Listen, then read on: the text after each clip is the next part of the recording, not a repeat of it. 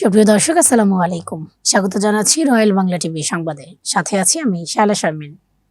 কুমিল্লায় দাউদকান্দি উপজেলার গৌরীপুর বাজারে অবস্থিত বিভিন্ন এলাকা থেকে প্রতিদিন শত শত মানুষ জমিজমার রেজিস্ট্রেশন, নামজারি ও অন্যান্য নথিপত্র যাচাই বাছাইয়ের জন্য সাব রেজিস্ট্রি অফিসে আসলেও পর্যাপ্ত জায়গার অভাবে অফিসের কার্যক্রম ব্যাহত হচ্ছে। ফলে অফিসে এসেই ভোগান্তিতে পড়ছেন সেবা নিতে আসা দলিলদাতা গ্রহীতা ও সাধারণ মানুষ থেকে শুরু করে দলিল লেখক ও কর্মচারীরা। অফিস ভবনের ভেতরে প্রয়োজনীয় কক্ষ সংকট থাকায় একই ঘরে দলিল যাচাই, নথি প্রস্তুত ও অন্যান্য দাপ্তরিক কাজ করতে হচ্ছে।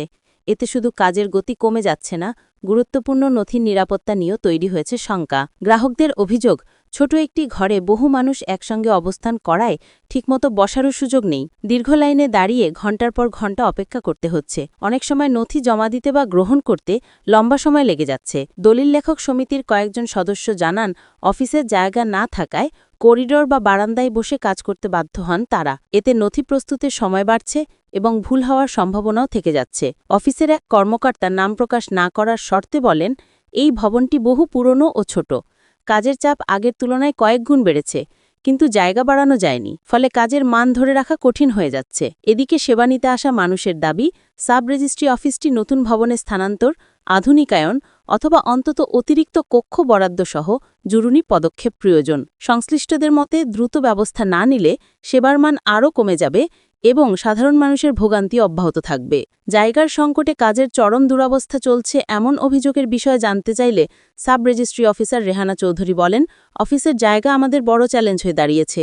প্রতিদিন বিপুল সংখ্যক মানুষ সেবা নিতে আসছেন, কিন্তু বর্তমান ভবনটি সেই চাপ সামলানোর মতো নয়। ফাইল সংরক্ষণ, নথি যাচাই, দলিল রেজিস্ট্রেশন সবকিছুই ছোট জায়গায় গাদাগাদি করে করতে হচ্ছে। এই অফিসটি ছোট হওয়ায় একটিমাত্র বাথরুম, তাও বেহাল দশা, এবং নেই কোনো আমার ব্যক্তিগত রেস্টরুম বা খাবার রুম। প্রতিদিন আমি যেখানে বসে কাজ করি সেখানেই দুপুরের খাবার খেতে হচ্ছে। এই বিষয়টি দৃষ্টিকটু মনে হচ্ছে। এমনকি বর্ষাকালে বৃষ্টি হলেই ফ্লোরে পানি ওঠে, নথিপত্র ভিজে যাওয়ার পালা ও কাজ করতে অসুবিধা হচ্ছে সংশ্লিষ্টদের। তিনি আরও বলেন, আমরা বারবার ঊর্ধ্বতন কর্তৃপক্ষকে জায়গা সম্প্রসারণ বা নতুন ভবন নির্মাণের বিষয়ে এই বাজারে ৩৩% সরকারি খাস জমি নির্দিষ্ট করে জানিয়েছি। তবে ভূমি ও আইন মন্ত্রণালয়ের সমন্বয়ের অভাবে সাব রেজিস্ট্রি ভবন নির্মাণে কোনো উদ্যোগ নেওয়া হচ্ছে না। আমরা আশা করছি ঊর্ধ্বতন সংশ্লিষ্ট কর্তৃপক্ষ বিষয়টি আমলে নিয়ে দ্রুত সমস্যা সমাধান করবেন। তা না হলে সেবার মান ধরে রাখা কঠিন হয়ে যাবে।